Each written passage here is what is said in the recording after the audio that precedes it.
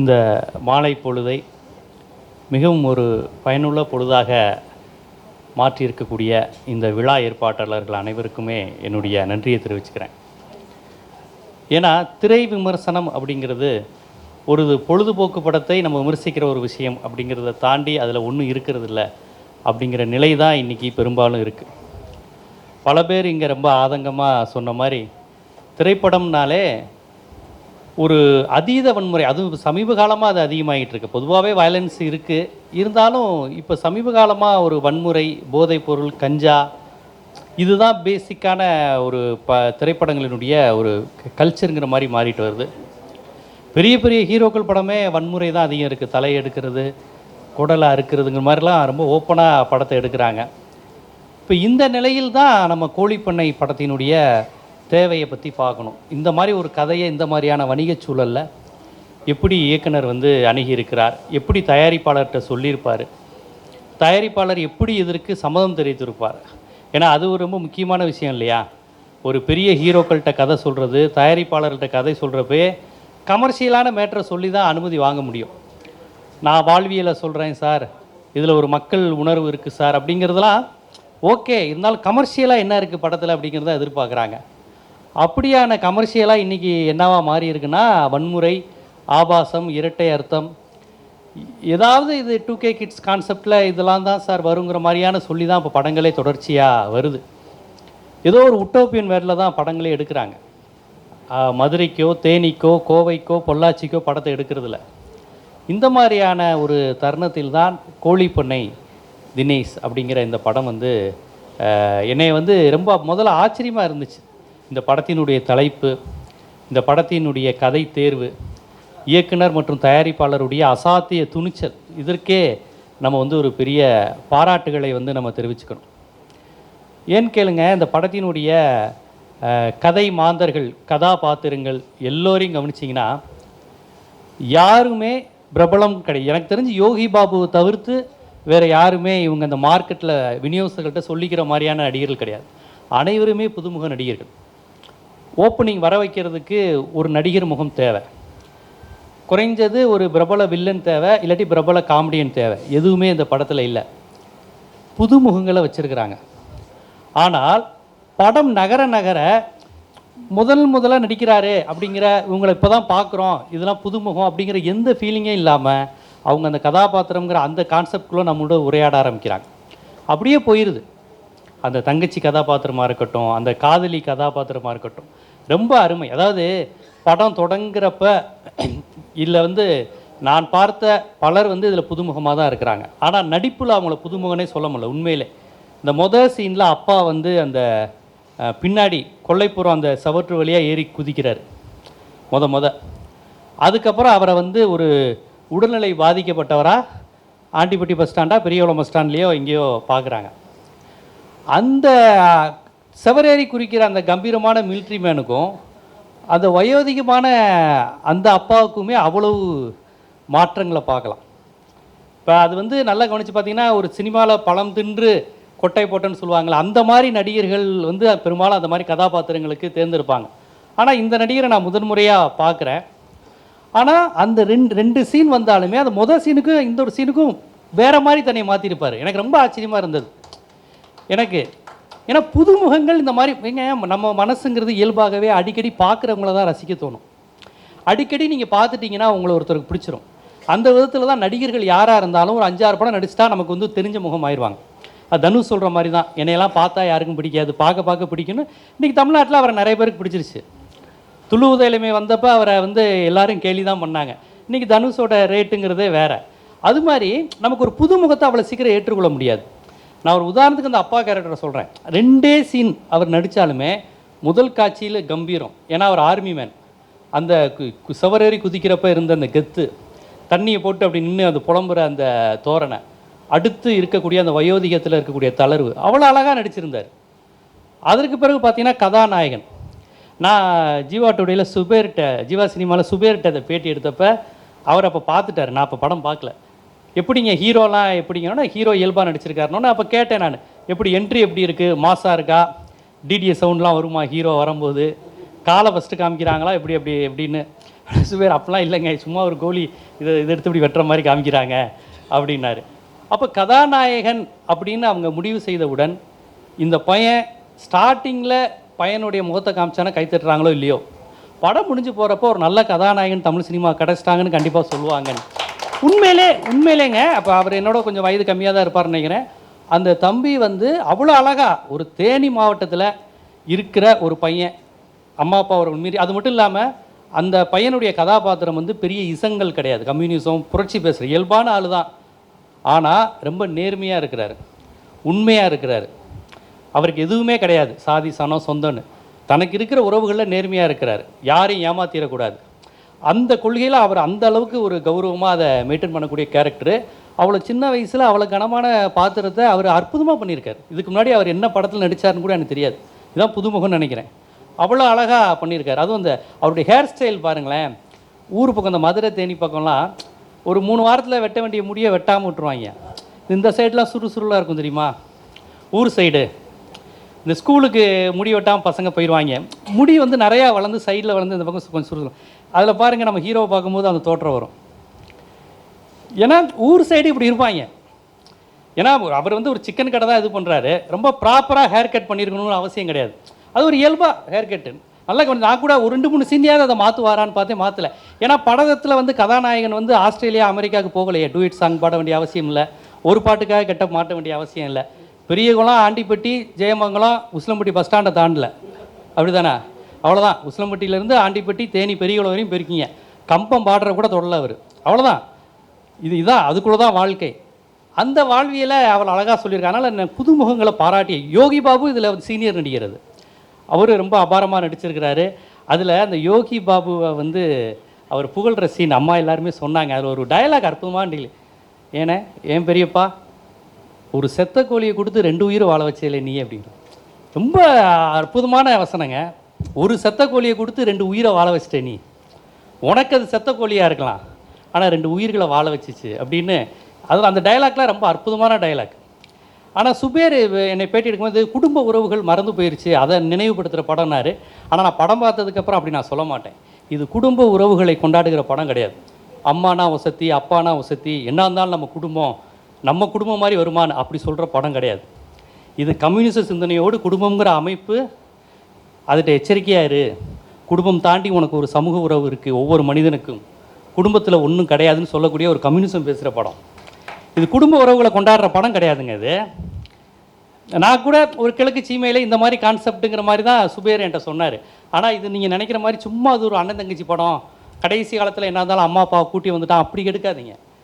அந்த யோகி பாபுட்ட கதாநாயகன் சொல்கிறது தான் உண்மை. இந்த ரத்த பந்தம் என்ன இருந்தாலும் எங்கள் அம்மா அப்பா இதெல்லாம் உண்மை கிடையாது. எனக்கு நீ செத்த கோழி கொடுத்து வாழ வச்ச பாரு, உன்னே தவிர எனக்கு வேற கிடையாது. உனக்கு முன்னாடி நான் செத்துட்டா நீ எனக்கு குள்ளி வை, எவனா சொந்தக்காரன் ஜாதிக்காரன் அம்மா எப்படி இருந்தாலும் இப்படிலாம் எவனையும் விடாதுங்கிறாப்புல. அப்போ ஒரு மனிதனுக்கு குடும்பங்கிற அமைப்பு தான் சாதியை காப்பாற்றுது. சாதியை எதிர்க்கிறேன், நான் குடும்பத்தை பாதுகாக்கிறேன், குடும்பம் ஒரு புனிதம்னு சொன்னால் அதை விட முட்டாள்தனம் எதுவும் கிடையாது. அதனால் குடும்பங்கிற அமைப்புக்கும் சாதிங்கிற அமைப்புக்கும் வித்தியாசம் கிடையாது.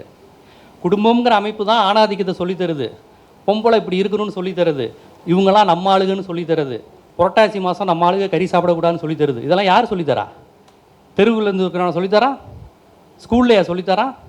ஃபஸ்ட்டு உங்கள் அம்மா தான் சொல்லி தருவாங்க. ஜாதினா என்ன, நம்ம ஆளுகனா யார், நம்ம சாமி யார், நம்ம யாட்டெல்லாம் பழகுன்னு சொல்லித்தரது யார்? உங்கள் புனிதத்தாய் தெய்வத்தாய் தான். தெய்வத்தாய் உங்கள் சொந்தக்காரன், இவங்க நம்ம ஆளுக, இதெல்லாம் சொல்லித்தரது யார்? குடும்பம். இதை எதிர்த்து இந்திய துணைக்கண்டத்திலே பேசிய ஒரே தலைவர் தந்தை பெரியார் தான். தத்துவார்த்த ரீதியாக ஏங்கல்ஸ் புத்தகங்கள் இருக்கலாம், குடும்பம் தனிச்சொத்து அரசுன்னு.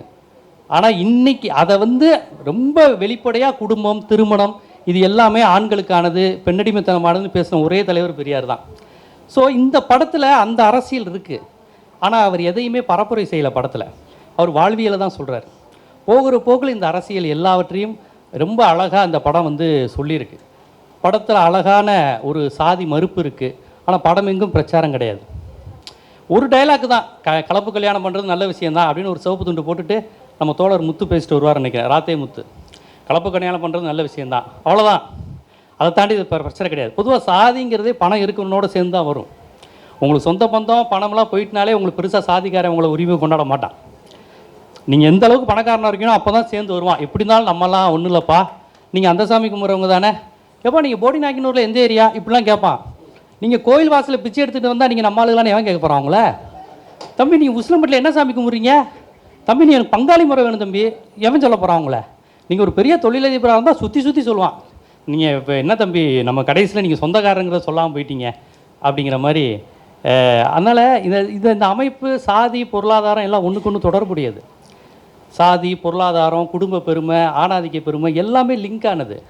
அதனால தான் பெரியார் எல்லாத்தையும் உடைக்க சொன்னார். திருமணத்தில் ஒரு புனிதமும் கிடையாது, குடும்பத்தில் ஒரு புனிதமும் கிடையாது, அம்மா அப்பா எங்கள் இதுலேருந்து தான் தப்புகள் தவறுகள் இந்த சாதி பெண்ணடிமைத்தனம் தொடங்குதுன்னு சொன்னார். ஆனால் இந்த படத்தில் வந்து இது குடும்ப உறவுகளை பேணுகிற படம் இல்லை.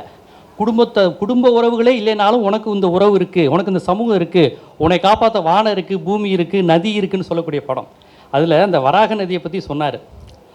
பொதுவாக அந்த மதுரை தேனி திருநெல்வேலியை பற்றி நேட்டிவிட்டியாக படம் எடுக்கிறவங்க அந்த மண் சார்ந்து எவ்வளவோ அழகியலையும் அரசியலையும் பேசலாம். ஆனால் நம்ம ஆளுக்கு எப்படி தான் படம் எடுப்பாங்க? மதுரைனாலே மாட்டுத்தாவணி பஸ் ஸ்டாண்ட் நின்றுக்கிட்டு அருவாளை தூக்கிட்டு நானும் மதுரைக்காரன் தான்டா அப்படிங்கிறான். இது மூலமாக என்ன சொல்ல வரான்னு எனக்கு ஒன்றும் புரியலை. மாட்டுத்தாவணி பஸ் ஸ்டாண்டில் அருவாளை தூக்கிட்டு வில்லன்ட்டா நானும் மதுரைக்காரன் தான்டா. இதோ மதுரைக்காரன்லாம் தினைக்கு ஒரு 4 கொலையை செஞ்சுக்கிட்டு இருக்கிற மாதிரி. அதே மாதிரி தான் தேனி பக்கம் படம் எடுக்கிறவங்க, திருநெல்வேலி பக்கம் படம் எடுக்கிறவங்கன்னு. ஆனால் இவர் தேனி வாழ்வியலை எவ்வளோ அழகாக காமிச்சிருக்கிறாரு. வராக நதி பேசப்பட வேண்டிய அரசியல். வராக நதியை பற்றி யார் பேசுகிறா? அன்றைக்கி சுற்றுச்சூழலில் வைகை நதியை பற்றி அவனும் பேசுகிறதில்ல. இதில் தேனி மாவட்ட நதியை பற்றி யார் பேசுவாங்க? அதனால் வராக நதியை பற்றி பேசியிருக்கிறாங்க. அப்போ இதை பற்றி பேசுகிறவனுக்கு அந்த தேனி மாவட்ட நேட்டிவிட்டி தெரிஞ்சிருக்கணும். அந்த அழகியல் அவர் சொல்கிறாரு. ஒரு மாவட்டத்தை பற்றி பேசும்போதே சாதி பெருமையாக எடுத்து மதுரை படம்னாலே சாதி படம்னு ஆக்கி வச்சிட்டாங்க. அந்த மரபை வந்து சீனு ராமசாமி தொடர்ச்சியாக உடைக்கிறார். இவங்க எதை வச்சு சாதி படம்னு சொல்கிறாங்களோ அந்த சமூக மக்களை வச்சு தான் அவர் பெரும்பாலும் படம் எடுக்கிறார். அவர்கள் வாழ்வியலை தான் எடுக்கிறார். அது என்னவாக இருக்கிறது இந்த சமூகத்தில்ங்கிறது தான். அது தென்மேற்கு பருவக்காற்றாக இருந்தாலும் சரி, தர்மதுரையாக இருந்தாலும் சரி, இப்போ வந்து இந்த படம் கூட அந்த சமூக வாழ்வியல் தான். ஆனால் அவர் வந்து அந்த சமூகத்துக்கும் இப்படி ஒரு முகம் இருக்குது, இப்படி தான் வாழ்ந்துக்கிட்டு இருக்கிறான். நீ நினைக்கிற எந்த பெருமையும் அவனும் கிடையாது. அவன் எப்படி வாழ்வாங்கிறது தான் சமூகமும் புறவைய சூழல் தான் தீர்மானிக்குதுங்கிறது அவ்வளோ அழகாக இந்த படத்தில் சொல்லியிருக்காரு. விருமன் தானே படத்தில் அப்பா பேர், புரியுதுங்களா? அங்கே பார்க்குறவங்களுக்கு தெரியும் இது என்ன கதைன்னு, மெட்ராஸ்காரங்களுக்கு தெரியாது, சத்யம் தேட்டரில் பார்க்குறவங்களுக்கு. ஸோ அவர் அந்த வாழ்வியலை இவ்வளோ அழகாக சொல்கிறாரு பாருங்க. அதோட ரொம்ப முக்கியமானது இந்த படத்தில் எதுவுமே அவர் டைலாக்காக சொல்லலைங்க, விஷுவல் தாங்க இது. அது பாலு மகேந்திரா ஸ்டூடெண்ட்டுங்கிறத அவர் காமிச்சிருக்கிறார். அவங்க அப்பாவை அந்த பஸ் ஸ்டாண்ட்லேருந்து ஆஸ்பத்திரி கூட்டி போகிறப்ப ஒரு ஃப்ளெக்ஸு காமிப்பார். அது தெரிஞ்சு வச்சாங்களா தெரியாமல் வச்சாங்களான்னு தெரியல. தேவேந்திர குல வேளாளர் பேரவை இமானுவல் சேரன் படம் போட்டு இருக்கும். இயல்பாக இருந்துச்சா என்னன்னு தெரியல. இந்த மாதிரியான காட்சிகள் இருக்குது பாருங்கள். ஒரு மாவட்டம்ங்கிறப்ப எல்லா சமூக மக்களோடையும் கலந்து இருக்கிறதுங்கிறது பொதுவாக ஒரு டைரக்டர்ஸ் வந்து திங்க் பண்ணிடுவாங்க. மதுரைனா இந்தந்த சமூகத்தை காமிக்கணும், திருநெல்வேலினா இப்படி காமிக்கணும், இந்தந்த சிலைகளை குறியீடாக காமிக்கணும்னு வச்சே படத்தை காமிக்கும்போது அவர் எல்லாரையும் காமிக்கிறார் பாருங்க. ஐயோ ஒரு மாவட்டங்கிறப்ப எல்லாரும் சேர்ந்து தான் இருக்கிறான், எல்லாருமே வீராப்பு பேசுகிறான், எல்லார்ட்டையும் அது இருக்குது. இப்படி பல்வேறு நுட்பங்களை வந்து அவர் இந்த படங்களில் சொல்லியிருக்கிறார். இந்த அரசியல்லாம் நம்ம பேசணும். இது சராசரியாக படம் பார்க்குற மக்கள் வந்து இது அண்ணன் தங்கச்சி படம், குடும்ப உறவுகளை பேணுகிற படங்கிறாங்க. உண்மை அது அல்ல. இது குடும்ப உறவுகளை பேணுகிற படம் கிடையாது. குடும்பத்திற்கு அப்பாற்பட்ட உண்மையான உறவுங்கிறது சமூகம்தான், யாராக இருந்தாலும். அந்த விஷயத்தை தான் இந்த மாதிரியான படங்கள் வந்து பேசுது. நம்ம வந்து அதற்கு எதிர்மறையாகவே பேசிட்டு வரோம். மனிதன் வந்து அடிப்படையில் ஒரு சமூக விலங்கு. அவனை வந்து நம்ம திருப்பி வந்து குடும்பத்துக்குள்ளேயே அடைக்க பார்க்குறோம். அதுக்குள்ளே நடக்கிற வன்முறைகளை நம்ம பேசுவதில்லை. மிகப்பெரிய வன்கொடுமை குடும்பத்துக்குள்ளே தான் நடக்குது, சமூகத்தில் இல்லை. எல்லா வன்கொடுமைகளும் பெண்களுக்காக இருக்கட்டும், சாதி அமைப்பாக இருக்கட்டும், அதை வந்து பேசணும். இந்த படம் வந்து அந்த விஷயங்களை ரொம்ப அழகாக பேசுது. உலக சினிமாங்கிறது என்னங்க? ஆண்டிப்பட்டியிலையும் திருநெல்வேலியிலையும் தென்காசியிலும் தானே உலக சினிமா இருக்குது. இங்கே வாழ்ந்து இவன் உணர்கிற படைப்புகளை தானேங்க உலக சினிமா. ஈரான் இயக்குனர் வந்து அவர் என்னைக்காவது வந்து நான் விக்கிரவாண்டியை பற்றி படம் எடுக்கிறேன்னு சொல்லியிருக்காரா? கள்ளக்குறிச்சியை பற்றி படம் எடுக்கிறேன்னு சொல்லியிருக்காரா? அவர் ஈரான் வாழ்வியல் தானே எடுக்கிறாரு. பைசைக்கிள் தீவ்ஸில் எங்கே திருச்சி பஸ் ஸ்டாண்டை காமிக்கிறாரா அவர்? இல்லை. அப்புறம் எதுக்கு இங்கே இருக்கிற தமிழ் சினிமாக்காரன் மட்டும் எப்போ பார்த்தாலும் உலக சினிமா, இது கொரியன் மேக்கிங் இப்படி, இது ஈரான் மேக்கிங் இப்படி. பிற மொழி படங்களை பாருங்கள், அது வந்து நம்ம கற்றுக்க வேண்டிய விஷயங்கள் இருக்குது. நீ அந்த கேரக்டரு நடக்கிறது சீனு ஃபைட்டு எல்லாத்தையும் கொரியன்லேருந்து எடுக்கிறேன் இங்கேருந்து எடுக்கிறேன்னா இங்கே 1000 சினிமா இருக்கே. நாஞ்சில் நாடன் அதான் சொல்லுவார். அவர்கிட்ட எப்போ பார்த்தாலும் கேட்பாங்க, நீங்கள் எப்போ பார்த்தாலும் நாகர்கோயிலை பற்றி பேசுகிறீங்க, இல்லைனா மும்பையை பற்றி பேசுகிறீங்கன்னா, நான் மும்பையில் கவர்மெண்ட் சர்வெண்ட்டாக வேலை பார்த்தேன், எனக்கு மும்பை தமிழர் வாழ்வியல் தெரியும். நான் நாகர்கோயிலுக்காரன், எனக்கு நாகர்கோயிலை பற்றி மட்டும் தான் தெரியும். அது நாஞ்சிநாடன் சொன்னது. ஒரு படைப்பாளி தன்னுடைய அனுபவத்தை தான் படமாக எடுக்க முடியும். இன்னைக்கு வந்து இயக்குநர்கள்ட்ட இல்லாத ஒரு விஷயம் வந்து அதுதான். அவனுக்கு அனுபவமே இல்லை. அவன் எப்படி மதுரையை பற்றி படம் எடுப்பான்? அவனுக்கு ஊரை வச்சு படம் எடுக்க மாட்டான். அதான் பேன் இண்டியா போயிட்டான். பேன் இண்டியா போகும்போது உங்களுக்கு எல்லா ஸ்டேட்டுக்காரனுக்கும் அவனுக்கு பிடிக்கணும். அப்போ அவன் க்ரைம் எடுக்கிறான், வயலன்ஸ் எடுக்கிறான். அது எல்லா லாங்குவேஜுக்கும் புரியும். நீங்கள் வராக நதியை பற்றி பேன் இண்டியாவில் எடுக்கும்போது புரியாதுல்ல ஆந்திராக்காரனுக்கு. அப்போ இவ்வளோ அரசியல் இருக்கும்போது பேன் இண்டியா நோக்கி ஏன் போகிறான்னா, நேட்டிவிட்டி அவனுக்கு தெரியறதில்ல. அவனுக்கு தெரியறதில்ல. படைப்பாளி அப்படி இல்லாத, வீரியம் இல்லாத ஆட்களாக வர்றான். அதனால தான் அவன் வேர்ல்டு பாலிடிக்ஸ் பேசுகிறேங்கிற பேரில் கஞ்சா, போதை, இதுக்கு வந்து உங்களுக்கு பெரிய சமூக சிந்தனை தேவையில்லை. ஒரு இல்லூஷன் வேர்ல்டு. எப்போ பார்த்தாலும் பெண் குழந்தைகள் பாலியல் வன்புணர்ச்சி படுறாங்க. அது ஒரு பெரிய கேங் பண்ணுது. அதை ஹீரோ கண்டுபிடிச்சி தலையாக இருக்கிறான். கடைசியாக ஹீரோ வந்து தலையாக இருக்கணும், கொடூரமாக வில்லனை கொல்லணும். அதை நியாயப்படுத்துகிற மாதிரி வில்லன் கொடூரமாக இருக்கணும். வில்லன் ரொம்ப கொடூரமாக இருப்பான். அப்போ தான் வில்லனை இவன் கொடூரமாக கொல்ல முடியும் ஹீரோ. அப்போ தான் ஹீரோ ஏற்றுக்குவான்ல, அவனை அந்த புல்றான், அவனுக்கு குண்ட தலையறுடா அப்படின்னு. ஸோ இப்படியான கான்செப்டில் பழிவாங்கிற உணர்ச்சியை தூண்டி செயற்கையான பிரச்சனைகளை, எவ்வளவோ பிரச்சனைகள் இருக்குது. விவசாய பிரச்சனைகள் இருக்குது, ஜிஎஸ்டி இருக்குது, எவ்வளவோ பிரச்சனைகள் நம்மளை சுற்றி இருக்கும்போது எப்போ பார்த்தாலும் ஒரு ஹீரோ 100 பேரை கொலை செய்கிற மாதிரியே படம் எடுத்துக்கிட்டு இருக்க நேரத்தில் தான் கோழிப்பண்ணை வந்து ரொம்ப ரொம்ப முக்கியத்துவம் வாய்ந்த கதைகளாக இருக்குது. நம்ம தெருக்குள்ளே நம்மளை சுற்றி 1000 கதைகள் இருக்குது. அதை எடுக்க ஆள் இல்லை. அதைத்தான் இன்று சீனு ராமசாமி அவர்கள் செய்து கொண்டு இருக்கிறார்கள் என்பது தான் இங்கே பதிவு செய்ய வேண்டியது. அப்புறம் நான் ஒரு முக்கியமான விஷயம், இந்த பவா செல்லத்துறை கேரக்டர், அந்த ஒரு நூலகர் விஷயத்தை வந்து ரொம்ப அழகாக நம்ம இயக்குனர் கூட சொன்னார், ராசி அழகப்பன். அதில் வந்து அவர் வாழ்கா முதல் கங்கை வரி படின்னு சொல்லுவார். இதெல்லாம் ஒரு நல்ல பிரச்சாரம் தான், அந்த மாதிரி புத்தகங்கள் படிங்கன்னு சொல்கிறது. ஆனால் அதில் கடைசியாக பார்த்தீங்கன்னா கடைசி காலத்தில் கல்யாணி வச்சுட்டு நாங்கள் காசி ராமேஸ்வரம் போவோங்குவார். அதை அவர் உடனே கன்னியாகுமரி தஞ்சாவூர்னு ஏன் சொல்லன்னு கேட்டார். நான் என்ன கேட்குறேன், ஒரு உலக அரசியல் பேசுகிற ஒரு ராகுல் சாங்கிருந்தியான படிக்கிற ஒரு மார்க்சிய சிந்தனையாளருக்கு கோவில் கோவிலாக போய் சாமி கும்பிடுங்கிறது தான் கடைசி கால லட்சியமா? எனக்கு அது புரியலை. எனக்கு அது கொஞ்சம் முரணாப்பட்டது. ஒரு மார்க்சிய சிந்தனை அந்த அளவுக்கு பேசுகிற பவா செல்லத்துறை, நாங்கள் இனி கல்வி சாலைகள் அமைப்போம் பேசலாம், இல்லைப்பா 4 தொழிற்சங்கங்கள் அமைப்போம்னு பேசலாம். ஏன் நாங்கள் ஒரு நாத்திக பிரச்சாரங்கிறது அந்த அளவுக்கு சென்சாரில் ஒத்துக்குவாங்களான்னு தெரியாது. காசி ராமேஸ்வரம் போவதை ஏதோ ஒரு இயல்பு மாதிரி ஏன் சொல்லணும்? அது வந்து எனக்கு நெருடலாக இருந்தது. என்னடா வாழ்கா முதல் கங்கை வரை படிப்போம்னு சொல்லிட்டு கடைசியில் காசி ராமேஸ்வரம் போகிறத போய் இவ்வளோ ஒரு கடைசியில் இந்த எக்ஸ்ட்ரீமுக்கு போயிட்டு இந்த எக்ஸ்ட்ரீமில் போய் ஏன் முடியுது அப்படிங்கிறது எனக்கு கொஞ்சம் நெருடலாக. அந்த படம் முடிச்சுட்டு வந்தோடனே அம்மாட்ட கேட்டேன், நம்ம அந்த டைலாகை பேசிட்டு இப்படி பேசுகிறாரு, வேறு கதாபாத்திரம் பேசியிருந்தா நம்ம எடுத்துக்க மாட்டேன். இவர் அதில் ஒரு பொருள் முதல்வாதி, ஒரு கம்யூனிஸ்ட்வாதி எப்படி பேசினாருங்கிறது எனக்கு ஒரு நெருடலாக இருந்தது. ஆனால் மற்றபடி இந்த படம் என்பது ரொம்ப அழகான வாழ்வியல்.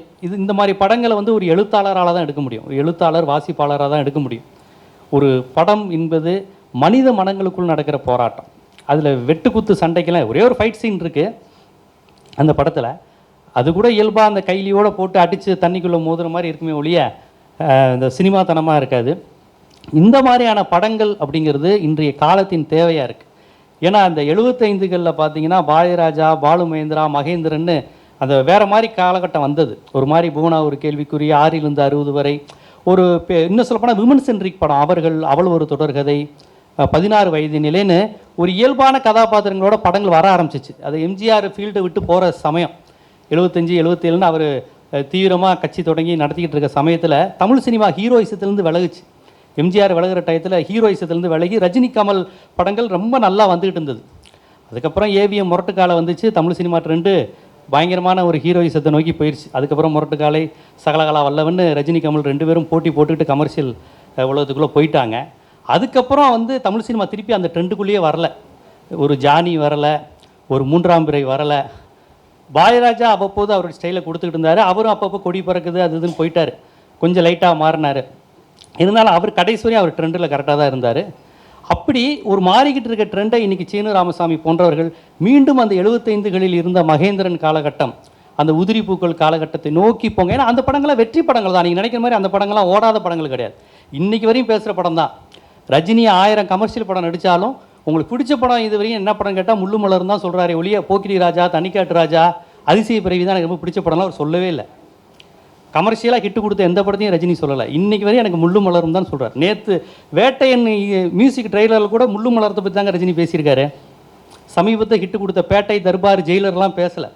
அதில் கூட பயந்து போய் சொல்லியிருக்காரு. லோகேஷ் கனகராஜ், நெல்சன் மாதிரிலாம் கூட வேணான்ருக்காரு அந்த ஞானவேல்கிட்ட. அவர் சொன்ன வார்த்தை, நான் சொல்லலை. அந்த ஸ்டைல் வேணாங்க எனக்கு, ஞானவேல்கிட்ட கொஞ்சம் வேறு மாதிரி எடுங்க அப்படின்னு இருக்காரு. ஏன்னு சொல்கிறேன்னா, இந்த மாதிரி படங்கள் தாங்க நிற்கும். இந்த மாதிரி படங்கள் இன்றைக்கி தேட்டரில் எவ்வளோ நாள் ஓடுதுங்கிறதுல, சினிமா வரலாற்றில் கடைசி வரை சினிமா மாணவர்களுக்கு இது எத்தனை காலம் ஓட்டி காட்ட போகிறாங்கங்கிறது தான் முக்கியம். அதுதான் அந்த ட்ரெண்டை தான் நான் இப்போ எதிர்பார்க்குறேன். இப்போ ஒரு உருவாக்கி வைத்திருப்பது ஒரு மரபை உடைத்து அடுத்த மரபை கொண்டு வரார். அந்த மகேந்திரன் காலகட்டம், பாலுமகேந்திரா காலகட்டம் மாதிரி தான். எத்தனையோ கமர்ஷியல் படங்கள் அந்த நேரத்துக்கு ஓடி இருக்கும், அடுத்து இல்லாத இடம் தெரியாது. ஒரு ஜானி இன்றைக்கி வரையும் ரஜினி கொண்டு எல்லாரும் பேசுகிறாங்க. ரங்காவை யாராவது பேசுகிறாங்களா? ரங்கா ரஜினி நடித்த படத்தில் நல்ல படம் யாராவது பேசுகிறாங்களா? ரெண்டுமே ரஜினி நடித்த படம் தான். ஸோ இந்த கோழிப்பண்ணையினுடைய தாக்கங்கிறது தமிழ் சினிமாவை மீண்டும் அந்த ஆரோக்கியமான சூழலை நோக்கி கொண்டு போய்கிட்டு இருக்கு. இப்படி ஒரு படம் எடுத்தால் அது தொடர்ந்து வருங்க. இது ஒரு ட்ரெண்டுங்க. தமிழ் சினிமா என்றைக்குமே ட்ரெண்டை நோக்கி தான் போகும். வேற ஒன்றும். ஒரு பேய் படம் வந்துச்சு ஒரு 15 வருஷத்துக்கு முன்னாடி, லாரன்ஸ் எடுத்து, முனி, காஞ்சனான்னு 15 வருஷமாக பேய் படம் தான் எடுத்துக்கிட்டு இருக்காங்க. அந்த ட்ரெண்டு எனக்கு தெரிஞ்சு அந்த லாரன்ஸ் ஆரம்பித்தார் காஞ்சனா முனின்னு. அது ஹிட் ஆனோன்னா முனி 1, முனி 2, முனி 3, காஞ்சனா 1, காஞ்சனா 2ன்னு. அப்புறம் சுந்தர்சி அவர் நல்லா மேட்டுக்குடி உள்ளத்தை அழுத்தான்னு கார்த்திகை வச்சு நல்லா கமர்ஷியலாக எடுக்கிறாரு. அவரும் பேய் படத்தில் இறங்கிட்டார். இது நல்லா இருக்கே ஒரு ட்ரெண்ட். ஒரே ஒரு அரண்மனை பங்களா தான். தமனா ஹன்சிகான்னு மாறிக்கிட்டே இருப்பாங்க. ஆனால் கதை பேய் கதை தான், ஒரே அரண்மனை தான். ஒரு ட்ரெண்டு உருவாச்சுன்னா அந்த ட்ரெண்டு முன்னாடியே போகிறது தான். அது மாதிரி இப்படி ஒரு ட்ரெண்டை நீங்கள் உருவாக்குங்க. கண்டிப்பாக தொடர்ந்து இயக்குநர்கள் வர தயாராக இருக்கிறாங்க. நல்ல இயக்குநர்கள் சமகாலத்தில் வந்துக்கிட்டு இருக்கிறாங்க. மக்கள் பிரச்சனையை பேசணுங்கிற துடிக்கின்ற இளைஞர்கள் இயக்குநர்களாக வந்துக்கிட்டு இருக்கிறப்ப சீனு ராமசாமிலாம் கண்டிப்பாக அதுக்கு ஒரு முன்னத்தி ஏறாக இருந்து கொண்டு இருக்கிறார். அப்படி ஒரு படம் தான் இது. புதுமுகங்களை வைத்தே இவ்வளோ அற்புதமான படத்தை பண்ணியிருக்கிறாங்க.